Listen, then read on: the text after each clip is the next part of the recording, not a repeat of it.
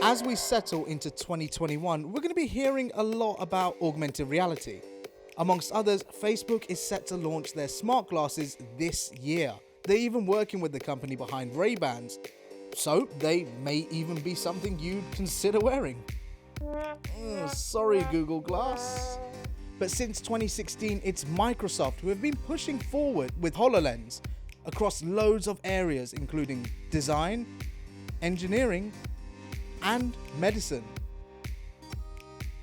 And this is the latest iteration of the device, 2019's HoloLens 2, a lighter, sleeker upgrade to the original. And it allows users to experience what is called mixed reality. But what is that? Well, it's sort of similar to augmented reality, And except the that instead of assets just are anchored in the overlaying real world. virtual objects in front of And you, the assets you are can actually anchored in the real interact world. with what you can see. And the assets are anchored in the real world. But Microsoft want to take things even further. And at their Ignite Digital conference, I'm about to hear about their new platform, which they say will change how we collaborate virtually. The largest mixed reality show ever created.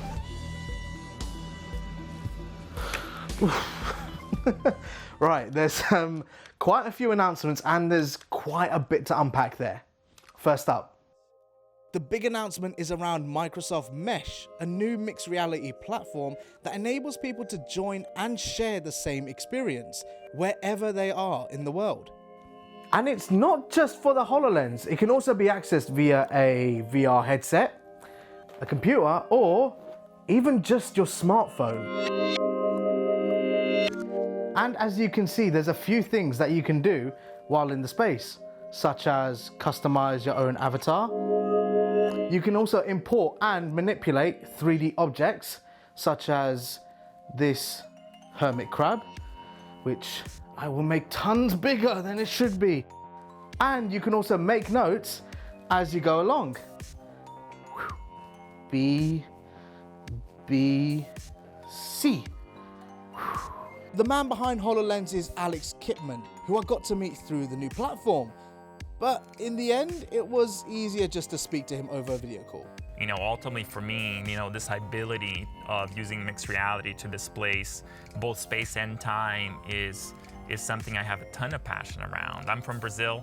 Imagine what I wouldn't give to be able to have my daughter, experience her cousins in Brazil, right, through mixed reality and benefit, right, that ability to be socially present without being able to be physically in the same location is something that I've been very excited about for a long time, and to be honest, I think is the killer experience for mixed reality.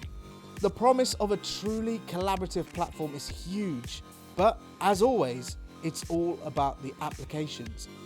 And there were some pretty interesting examples on show. As we all speculate on what the future of the office will be, consultancy firm Accenture has created a virtual space for their employees to connect, hang out, and interact.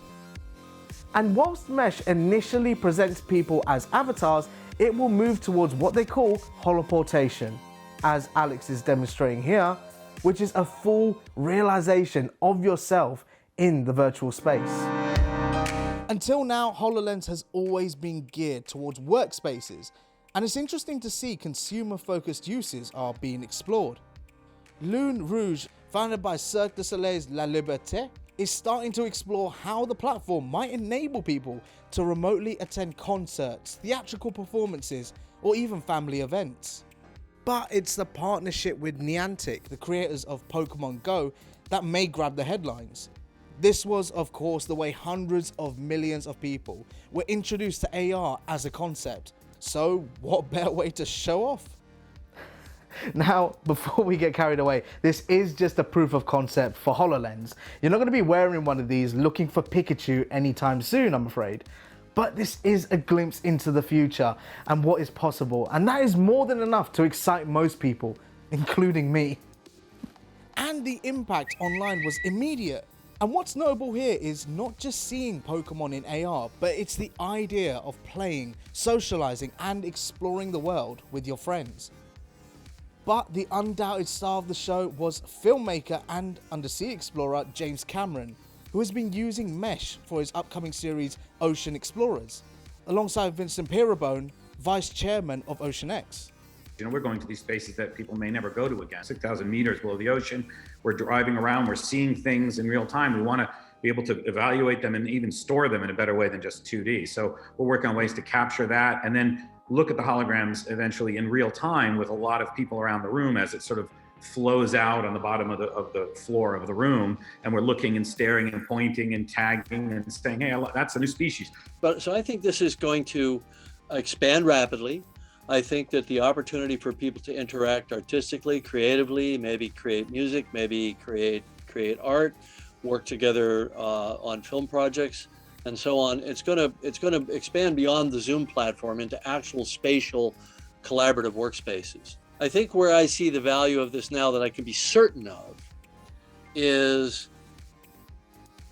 global interaction with people. And they can emit little hearts if they like what you're saying, or whatever it is. It's fun. I think it is the future of social interaction and collaboration.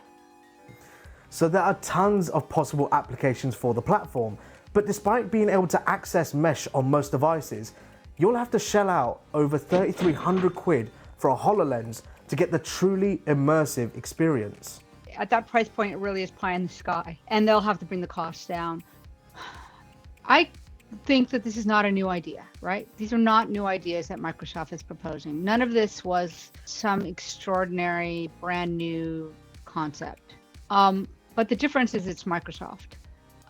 They have the people, the money, the brain power, the infrastructure to actually act on what they're proposing. The idea of teams virtually collaborating especially strikes a chord as we remain separated during the pandemic. Don't expect to be hanging out with your co-workers as a hologram though, just as yet, but immersive platforms like this may change how we interact in the future. Small? Big.